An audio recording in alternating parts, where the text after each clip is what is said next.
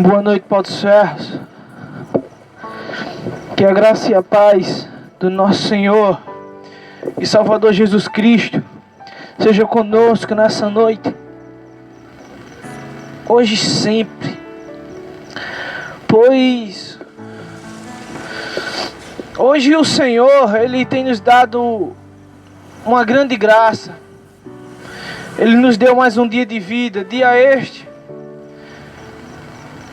que nós ganhamos da parte dele, não porque merecemos, mas porque ele nos amou, e amou-nos de tal maneira de termos nos dado mais uma oportunidade de fazermos coisas novas em nossa vida.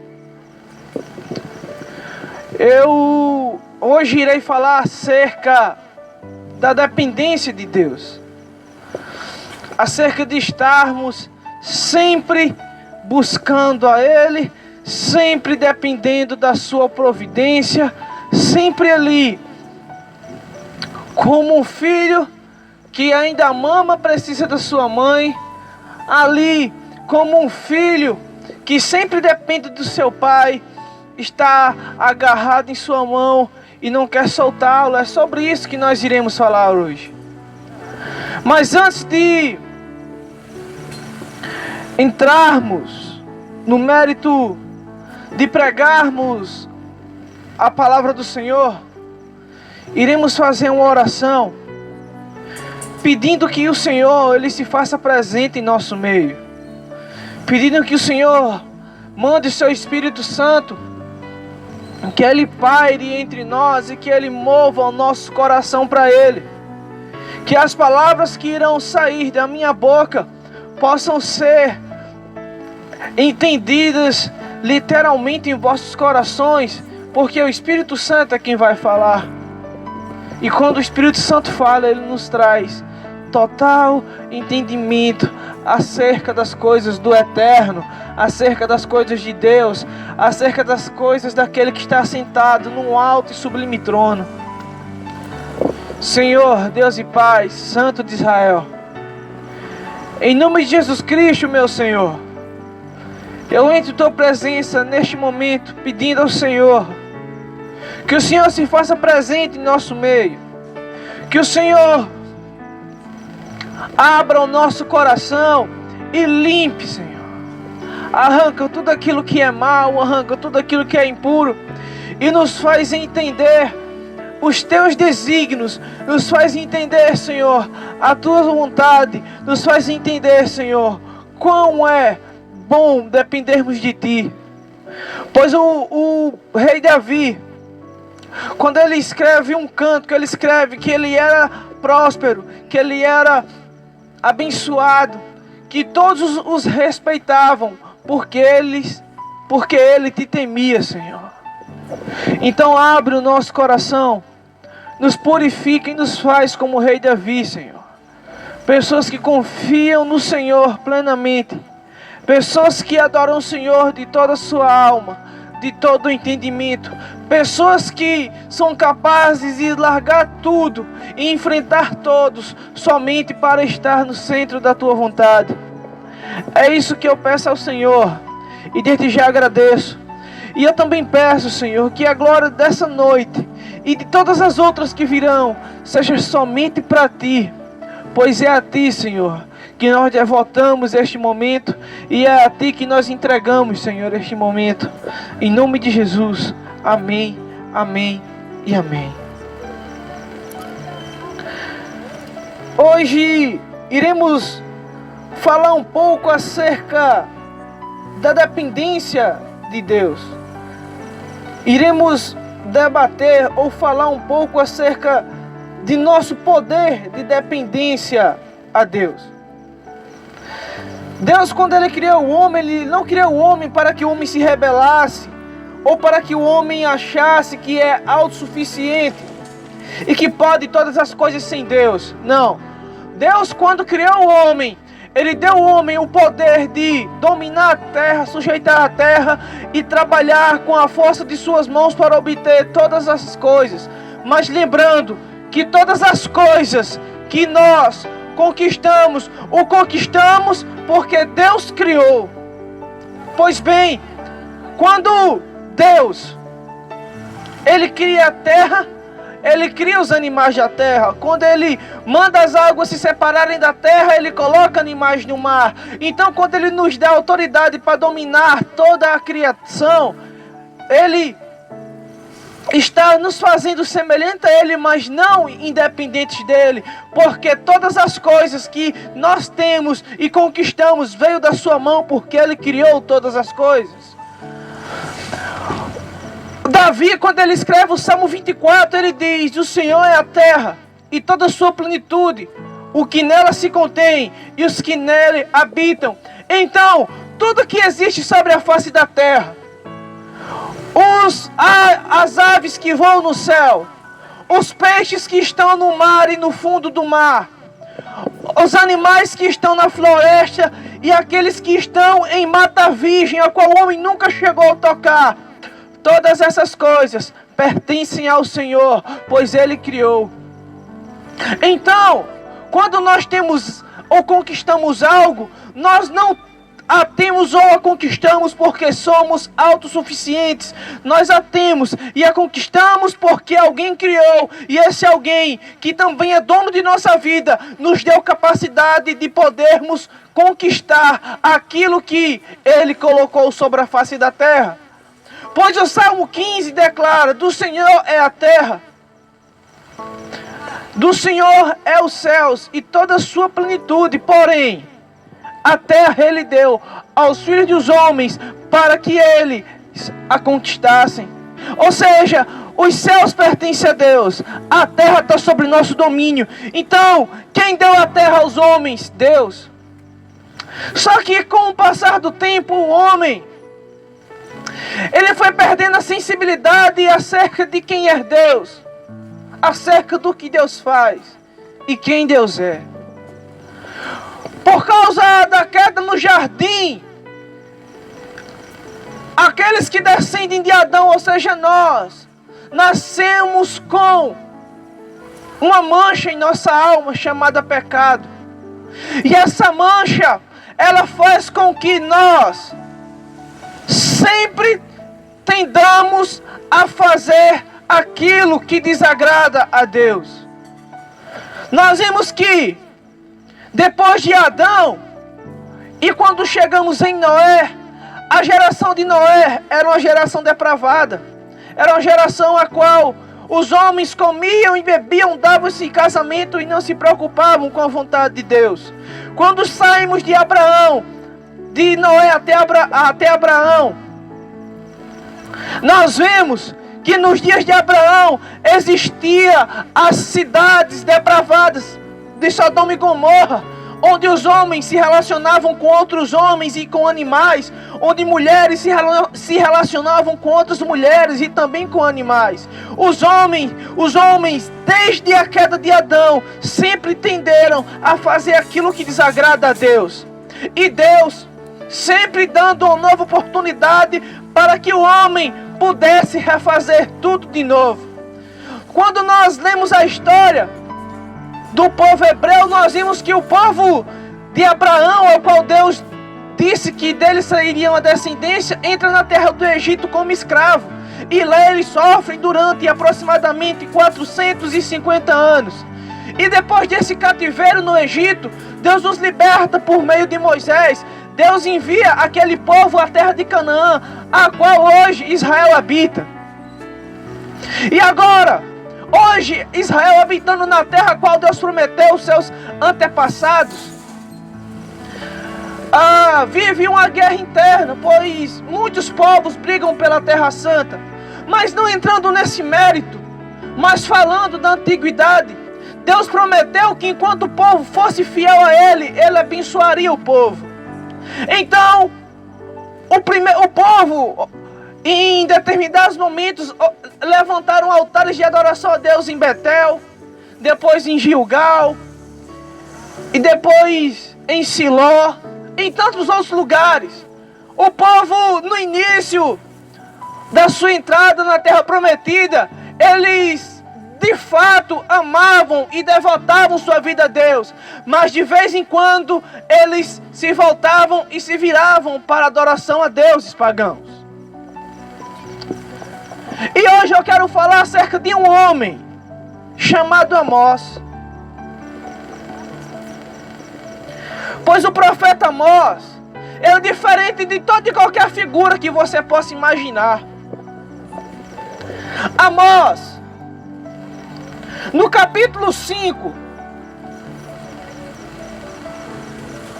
no versículo 4, diz assim: voltem para mim, a fim de que tenham vida. Não me procurem em Betel, nem em Gilgal, nem em Berseba, pois o povo de Gilgal será levado prisioneiro para fora do país, e a cidade de Betel vai ficar em ruínas. Voltem-se para mim, para o Senhor, e vocês viverão. Se não voltarem, ele descerá do céu com fogo e destruirá o país de Israel. E em Betel ninguém poderá apagar esse fogo. Olha só que coisa interessante. Estamos diante de um livro que tem 9 capítulos e 146 versículos, e alguns estudiosos da Bíblia acreditam que o coração, o cerne desse livro, o ápice desse livro, é exatamente o capítulo 5 e versículo 4. Quando Deus usa o profeta Amós para anunciar as seguintes palavras ao povo de Israel, reino do norte, capital de Samaria: voltem-se para mim, a fim de que vivam. Olha só que coisa interessante. Voltem-se para mim, a fim de que vivam. Se o profeta dá essa alerta, a primeira coisa que me dá a entender é que aquele povo, o povo de Israel, corria perigo, e perigo de morte. Por isso que o profeta Amós diz: voltem-se para Deus e vocês viverão. E ele diz assim: não me busquem em Betel, não me busquem em Gilgal. Betel e Gilgal eram cidades onde o povo ia ano após ano, ou a cada 3 dias, dependendo do culto a qual eles iam servir a Deus. Eles ofereciam ofertas, dízimos, manjares. Eles ofereciam tudo aquilo que o culto litúrgico hebreu prescrevia. Então, Deus, em meados do ano 600 anos de Cristo, 600, 900 antes de Cristo, levanta um profeta no Reino do Sul, o qual sua profissão era ser aboiador, um homem que usava, ou um homem que apacentava bois. E olhando humanamente para ele não tinha credenciais para ser profeta. Ele não vinha de uma família religiosa, ele não frequentou as escolas dos profetas, ele não fez curso da lei judaica. Simplesmente ele era um homem analfabeto, que cuidava certamente dos bois dos seus pais e seus. Mas um dia o Espírito Santo se revela para ele e diz: vá ao meu povo Israel e profetize. E ele começa a profetizar centenas de palavras de juízo contra Israel.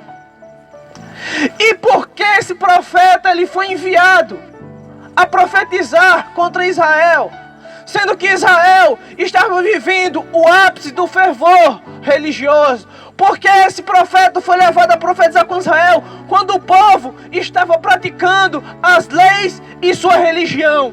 Porque esse profeta foi levado a dar uma palavra de juízo contra Israel em um tempo em que as pessoas estavam devotando os seus corações a Deus? Por uma razão: porque o povo não estava buscando a Deus com sinceridade. O povo estava rico, o povo estava morando em casas luxuosas, os lavradores tinham a melhor vinha, a melhor plantação de figo, bebiam dos melhores vinhos, moravam nas melhores casas, ofereciam as melhores ofertas, mas o coração deles estava longe de Deus. Então, Deus dá um alerta dizendo as seguintes palavras: voltem-se para mim, a fim de que vocês tenham vida. Não me procurem em Betel. Ou seja, vocês devem buscar a mim e não somente praticar a vossa solenidade religiosa. Vocês devem buscar a mim e não somente ir aos templos oferecerem ofertas. O coração de vocês deve estar em mim e não somente em frequentar reuniões religiosas. Vocês devem me buscar para que vocês possam viver. Porque aquele povo ia a Betel oferecer sacrifício, aquele povo ia a Berseba oferecer sacrifício, aquele povo ia a Gilgal oferecer sacrifício. No entanto, o coração deles estava distante de Deus. E como é que o coração desse povo estava distante de Deus? Da seguinte maneira, e eu quero ler isso para que vocês percebam que o povo daquela época é semelhante ao povo da época de hoje. Olha só: ouçam isto, mulheres da cidade de Samaria. Vocês estão satisfeitas e gordas como as vacas de Bazã. Vocês maltratam os necessitados e exploram os pobres e ficam sempre pedindo aos vossos maridos que lhe tragam mais vinho para beber. Eu, o Senhor, juro pelo meu nome santo, que virá tempo em que vocês serão arrasadas e arrastadas para fora da cidade com anzóis, como se fossem peixes. Nenhum de vocês escapará. Vocês sairão em fila pelas brechas das muralhas e serão jogadas em direção ao Monte Hermon. O Monte Hermon era o monte da maldição. Deus estava pedindo para aquele povo se voltar para Ele e não buscá-lo em Betel, não buscá-lo em Gilgal, não buscá-lo em Berseba, mas que o coração do povo deveria estar nele. Porque aquele povo praticava os costumes religiosos, mas o coração estava longe de Deus por causa da vaidade daquele povo. Aquele povo era um povo rico, era um povo próspero. No entanto, eles praticavam a injustiça, desprezavam os pobres. E as mulheres da época eram tão vaidosas que elas faziam com que seus maridos oprimissem os pobres para que as tais pudessem ter suas joias, para que as tais pudessem vestir roupas glamurosas, para que as tais pudessem ostentar. Porventura, quando nós nos deparamos com essas escrituras, não é semelhante ao povo de hoje? Observe a sociedade atual. A sociedade atual é um povo soberbo, arrogante, prepotente, pelo fato de ter carros luxuosos, calçados bons, roupas caras, joias caras, e por causa de muito terem, desprezam o necessitado. Mas sempre que tem um culto religioso, uma missa religiosa, os tais estão lá presentes, oferecendo ofertas a Deus, mas seu coração estão distantes de Deus. Por isso que Deus diz: não me busquem em Berseba, não me busquem em Gilgal, não me busquem em Betel. Deus está dizendo: não adianta vocês irem aos templos religiosos e desprezarem o necessitado. Não adianta vocês irem aos templos religiosos e desprezarem o amor ao próximo e desprezarem aqueles que precisam da ajuda de vocês. Não adianta vocês irem e oferecerem ofertas e seu coração está longe de mim. Sabe, existe algo aqui que eu acho muito interessante. Sabe o que Deus começa a falar no capítulo 4, a partir do verso 3, ele diz assim: vocês querem pecar? Que pequem, pois vão a Betel e depois a Gilgal, e ali pequem à vontade. Todas as manhãs ofereçam sacrifícios pacíficos, de 3 em 3 dias deem os seus dízimos, apresentem seus pães e ofertas de gratidão a Deus, e depois saiam para contar a todo mundo o que vocês fizeram com as ofertas, de livre e espontânea vontade. E isso é o que vocês gostam de fazer. Deus aqui está denunciando a falsa religiosidade do povo de Israel. Deus está dizendo: vocês querem pecar, vocês amam o pecado, então pequem. Vão a Betel, vão a Gilgal, lá ofereçam as ofertas pacíficas de vocês, deem os dízimos, deem as ofertas, ofereçam sacrifícios pacíficos, e depois saiam de lá, falando o que vocês fizeram e deixaram de fazer. É semelhante ao povo atual, que quando vai a uma igreja, faz questão de abrir a carteira e mostrar a nota de maior valor que vai ser dada no ofertório, para mostrar que tem e por isso dá.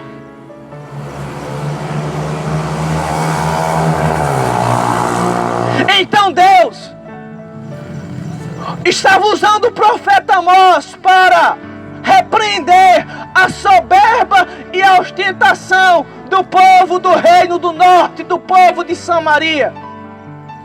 Pois as mulheres eram mulheres que amavam o luxo, os homens eram homens soberbos, então eles poderiam até ir ao templo, eles poderiam até darem ofertas a Deus, eles poderiam até oferecer sacrifícios pacíficos a Deus, mas Deus estava bradando por meio do profeta Amós, dizendo: voltem-se para mim, para que vocês vivam.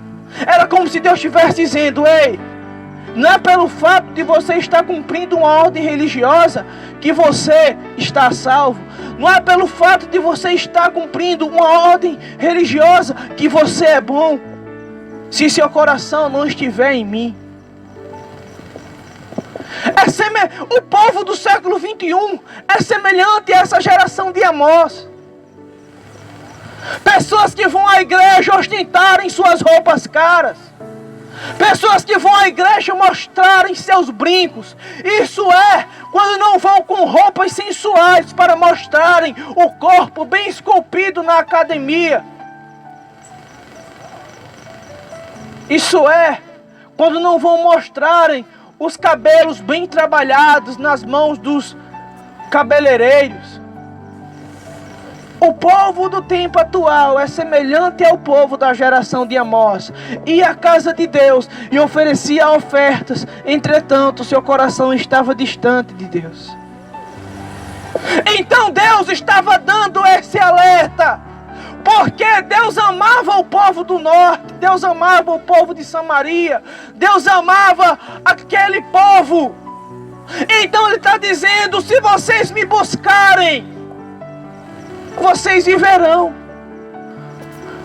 Existe uma diferença entre ir à igreja e buscar a Deus. E a igreja todo mundo pode ir. Até o ateu pode ir à igreja para ver se o pastor tem uma boa oratória, para ver se as pessoas que estão ali são humildes ou são orgulhosas, para saber o que vai acontecer naquele ambiente de culto religioso. Qualquer pessoa pode ir à igreja. Mas nem todos estão ali para buscar a Deus. Então por isso Deus exorta: não me busquem em Betel, não me busquem em Gilgal, não me busquem em Berseba. Como é que nós podemos buscar a Deus, Pedro, se nós não encontramos Ele somente nos templos? Jesus, Ele disse algo bem interessante: quando quiseres falar com vosso Pai que está nos céus, entre em vosso quarto, feche a porta por trás de vós e ore em secreto, porque é o Deus que te ouve em secreto te recompensará diante de todos. Deus, Ele não quer que apenas nós possamos ir ao templo, mas Deus quer que nós o busquemos, não importa onde. Ele simplesmente diz: me busquem e vocês irão ter vida. Me busquem e vocês viverão. Isso é maravilhoso, porque quando eu leio essa passagem, eu vejo que Deus está disposto a dar vida, e vida em abundância. Quando eu leio essa passagem, eu vejo que Deus está disposto a perdoar pecados. Quando eu leio essa passagem, eu vejo que Deus está disposto a dar uma segunda oportunidade para todos os pecadores. Ele diz: não me busquem em Berseba, não me busquem em Gilgal, não me busquem em Betel. Essas cidades serão destruídas. Não se apeguem a elas, mas se vocês me buscarem, vocês viverão. O profeta Jeremias, quando ele escreve o capítulo 29, o verso 13, ele diz: vocês me buscarão e me acharão quando me buscarem de todo o vosso coração.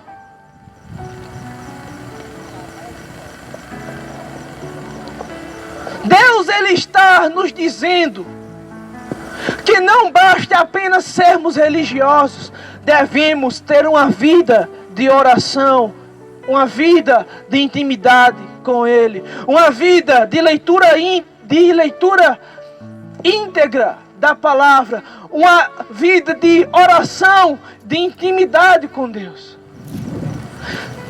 A relação entre Deus e o homem é semelhante à relação entre o homem e sua mulher. Pois o homem, ele só passa a conhecer a companheira a qual ele vai casar a partir do momento em que ele começa a dar os primeiros passos. Começa a saber do que ela gosta. Começa a saber do que ela não gosta. Passa a saber como ela se comporta e o que ela espera de você. Assim é Deus. Deus, Ele espera que nós tenhamos um relacionamento com Ele, assim como temos com o nosso marido ou com nossa esposa.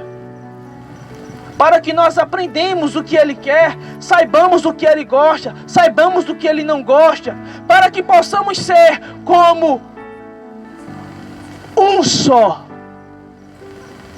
Porque Jesus diz algo bem interessante: chegará um dia em que os que estão mortos ressuscitarão. E Jesus fala algo bem interessante. Ele diz: aquele que come do meu corpo e bebe do meu sangue se torna um comigo, assim como eu sou um no Pai. E quando chegar a ressurreição dos mortos, o tal ressuscitará, porque Ele está em mim e eu estou no Pai. Então isso significa que Deus quer que tenhamos uma intimidade a ponto de sermos como um. Por isso Ele diz: me busquem e vocês terão vida. Me busquem e vocês viverão. Não me busquem em templos, não me busquem em locais que hoje existem e amanhã não existem mais. Eu não estou dizendo que você não deve ir à igreja, não, você deve ir. Mas o que Deus está falando é que você deve não somente ir a este lugar, mas também buscá-lo, e buscá-lo com toda a vossa alma, com todo o vosso coração e com toda a vossa força.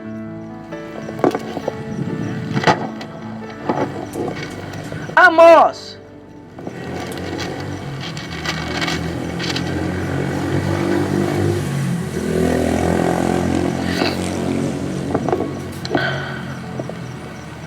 a partir do verso 21 do capítulo 5, Amós diz as seguintes palavras: o Senhor diz ao seu povo: eu detesto suas festas religiosas, não tolero suas reuniões solenes, não aceito os animais queimados em sacrifício, nem oferta de cereais, nem animais gordos que vocês oferecem como sacrifício de paz. Parem com o barulho de suas canções religiosas, não quero mais ouvir a vossa música nas harpas. Em vez disso, quero que haja justiça, como água de enchente e honestidade. E que a honestidade seja como um rio que não para de correr. Olha só que coisa interessante. O povo estava preocupado em ir ao templo e praticar suas ações religiosas. E praticar aquilo que eles estavam acostumados a fazer, ano após ano, dia após dia, mês após mês. Sabe, alguns evangélicos, eles vão para a igreja simplesmente por ir. Como alguns católicos também vão à igreja simplesmente por ir. E lá, eles cantam hinos, leem trechos da palavra, dão ofertas. E acham que somente isso basta. E acham que somente isso vale. Só que quando nós chegamos no capítulo 5, a partir do verso 21, Deus começa a dizer: eu detesto vossas músicas, eu detesto vossas ofertas, deixem de cantar essas canções, eu não ouvirei, eu não receberei a gordura das vossas vacas. Sabe por quê? Porque o povo de Samaria, o povo do norte de Israel, tinha se tornado um povo que praticava a religião, mas que não amava o próximo. Não é à toa que Deus diz: eu não quero nada disso. O que eu quero é que entre vocês a justiça corra como enchente e a bondade desça como águas de rios. E como a igreja atual hoje está cheia de pessoas arrogantes, prepotentes, que não amam o próximo e desprezam. Quando eu leio a Bíblia, quando eu leio essa passagem, parece até que Deus está contando a história do povo atual. O povo que vai para a igreja, eu não paro de falar isso porque é uma realidade, simplesmente para mostrar suas roupas caras. Simplesmente para mostrar os utensílios que estão pendurados nas suas orelhas, nos seus pescoços. Mostrar seus cintos da Calvin Klein, seus peitos depilados e trabalhados na academia, suas cinturas finas que demoraram meses para poderem afinar. E nada disso é errado. Mas na casa de Deus, acima de tudo, é preciso temor, tremor e reverência. Homens vão hoje ao templo do Senhor com roupas apertadas, mostrando todo o seu peito. Calças baixas mostrando suas cuecas ou sua cueca. Mulheres vão com calças apertadas, vestidos curtos, decotados, que mostram sua nudez costal ou frontal. E acham que tudo isso agrada a Deus. Manda, vai para a audiência pública e vê se tu fica perante um juiz com uma roupa indecente. Você é expulso daquele fórum por não estar alinhado com o decoro daquele local. Então as pessoas vão às igrejas, dão ofertas, cantam hinos e acham que tudo isso basta. Deus diz: não quero isso, o que eu quero é que a justiça corra como enchentes e a bondade como águas dos rios. O que Deus quer é que não somente sejamos praticantes da religião, mas que também possamos ser praticantes da justiça. E existe uma diferença entre ser uma pessoa religiosa e ser uma pessoa praticante da justiça. Eu vou te dar um exemplo. A Bíblia conta acerca da história de um homem que estava atravessando um deserto, que alguns chamam ele de Vale de Sombra da Morte. Alguns acreditam que ele estava saindo de Jericó para Jerusalém. E da saída de Jericó para Jerusalém, ele foi assaltado por homens, ele foi espancado e ele ficou ali esticado, quase que morto. E então passa um levita. O levita era um homem responsável por oferecer louvores a Deus e por oferecer sacrifícios a Deus. E aquele homem vindo, aquela pessoa ali deitada, ele sabia que o dever dele era ajudar o próximo, mas ele disse que Deus envia alguém que possa ajudar. Ele pode ainda ajudar, não ajudou, foi embora. Depois passa um sacerdote e viu aquele homem caído naquele local. E ele vendo que aquele homem precisava de ajuda, e o sacerdote o padre ou o pastor dos dias atuais passou por aquele homem e disse que Deus envie alguém que ajude esse homem. Eu estou apressado para oferecer sacrifício no templo. E sabe o que acontece? Vem um samaritano. O samaritano era alguém mais desprezível para o povo judeu pelo fato de ter a adoração a uma pluralidade de deuses.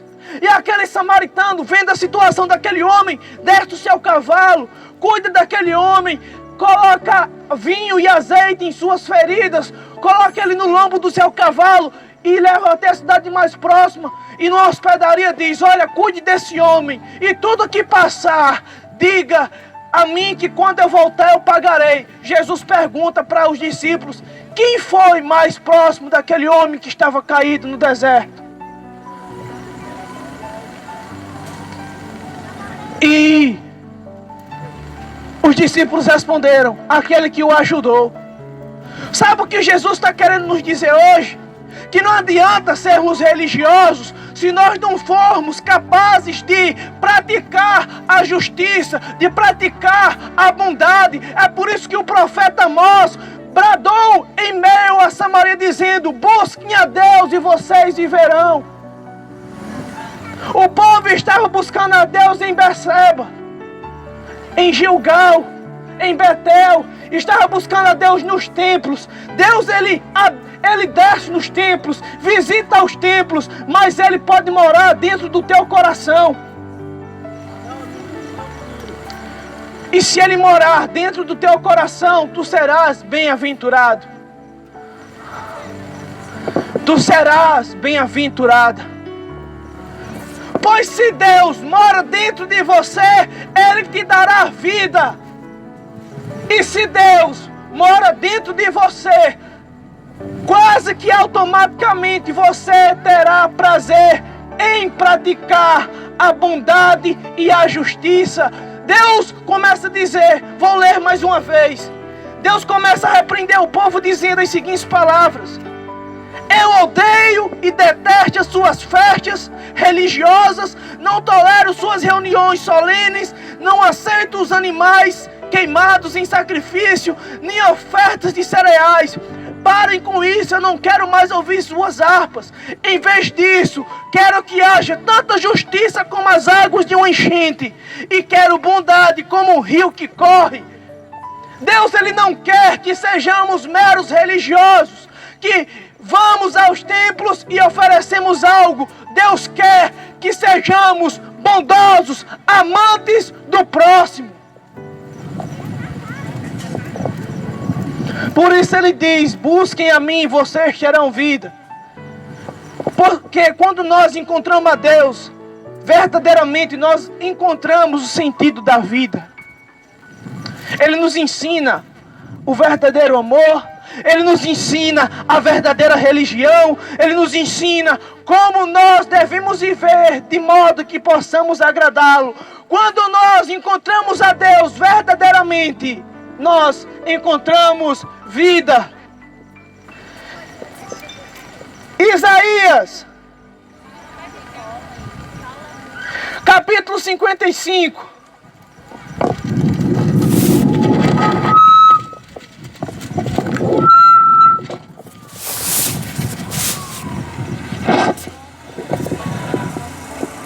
Isaías capítulo 55, verso 7.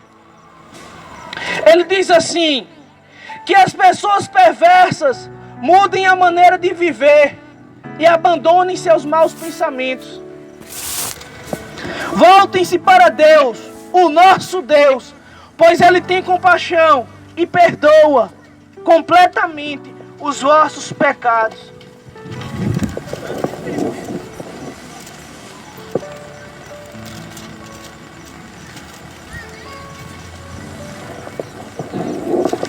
Olha só que palavra linda. Isaías diz que as pessoas perversas mudem sua maneira de viver e abandonem seus maus pensamentos. Voltem-se para Deus, pois Ele tem compaixão e pode perdoar completamente.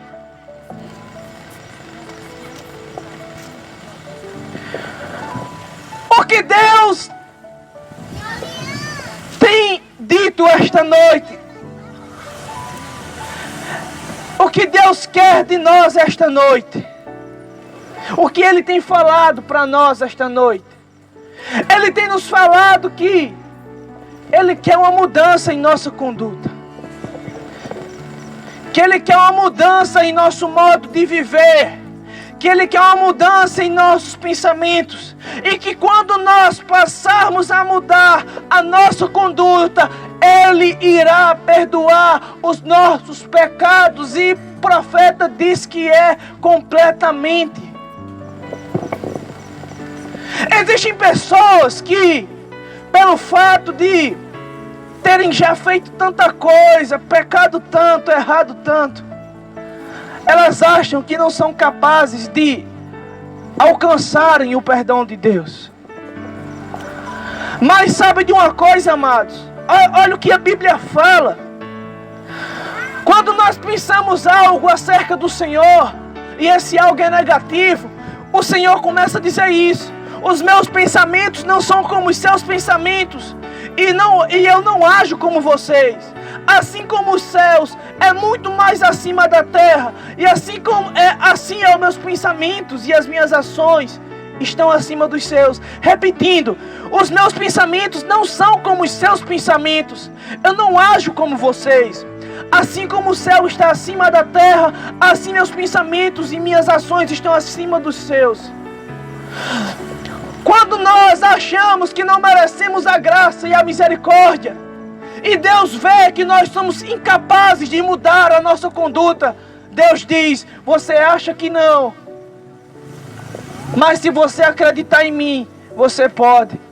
Pois o profeta fala, versículos anteriores, que os homens perversos abandonem os seus caminhos maus, e que os homens maus mudem as suas atitudes. Voltem-se para Deus e Ele perdoará-os completamente. O profeta Amós diz: busquem ao Senhor e vocês terão vida. O Senhor está dizendo hoje que quer de nós uma mudança. O Senhor está dizendo hoje que quer de nós uma mudança no nosso modo de viver, uma mudança no nosso modo de ser. Pois a nossa religiosidade não nos levará à salvação, mas as obras da bondade e da justiça, conforme a vontade de Deus, nos levará a ter vida e vida eterna. Que o Senhor nos ajude, que o Senhor tenha misericórdia de nós, e que possamos entender o que Ele quer de nós hoje.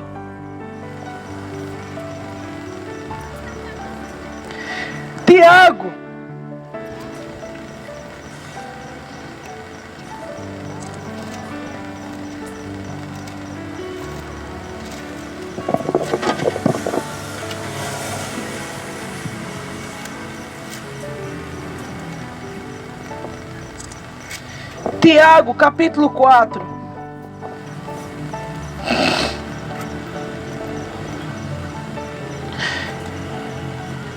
Versículo 8 diz assim: cheguem perto de Deus, e Ele chegará perto de vocês. Lavem as mãos, pecadores, limpem o coração, hipócritas. Mais uma mensagem de convite. Agora o apóstolo Tiago está chamando os pecadores a se aproximarem de Deus. E ele diz: se vocês se aproximarem de Deus, Ele se aproximará de vós. O profeta Isaías diz: buscai o Senhor enquanto você pode achá-lo, invocai-o enquanto Ele está perto. Logo eu entendo duas coisas nessa palavra de Isaías. Isaías diz: invocai o Senhor enquanto se pode achar. Isso significa que vai chegar um momento que nós buscaremos a Deus e não mais o encontraremos. Ou então que algo vai acontecer conosco que nós não poderemos mais buscar a Deus. Invocai-o enquanto está perto. Isso significa que hoje o Senhor está perto de nós, mas um dia Ele pode estar distante. E esse dia pode ser o dia da nossa morte, o dia do lançamento da nossa alma no inferno. Por isso que Tiago chega para a igreja universal, para os irmãos que estão espalhados no mundo. Ele diz: pecadores, se aproximem de Deus. Pecadores, se aproximem de Deus, e Ele se aproximará de vós. É uma ação e uma reação. Deus, Ele vai se aproximar de mim se eu me aproximar dEle. E quando eu me aproximo de Deus, com o coração puro e mãos limpas, Ele começa a moldar o meu caráter. Ele começa a transformar o meu modo de ser e modo de viver. O que Deus falou conosco hoje é que não basta apenas sermos religiosos, não basta apenas sermos alguém que frequenta o templo, mas devemos ser pessoas que praticam a justiça e que praticam a bondade. Que Deus tenha misericórdia de nós e que Ele nos ajude, em nome de Jesus Cristo. Senhor, Deus e Pai, Santo de Israel, em nome de Jesus Cristo, Senhor, eu agradeço a Ti por mais essa noite, por mais essa dádiva, por mais esse presente. Obrigado pelo Senhor ter falado ao meu coração. Obrigado pelo Senhor estar trabalhando nos corações das pessoas. Pois o meu olhar, Senhor, nunca irá além do Teu. E o meu conhecimento nunca irá além do Teu. Muito obrigado por tudo. E que Tua graça e que a Tua misericórdia, Senhor, alcance todos os moradores dessa cidade. Que o Senhor os salve. Em nome de Jesus Cristo. Amém.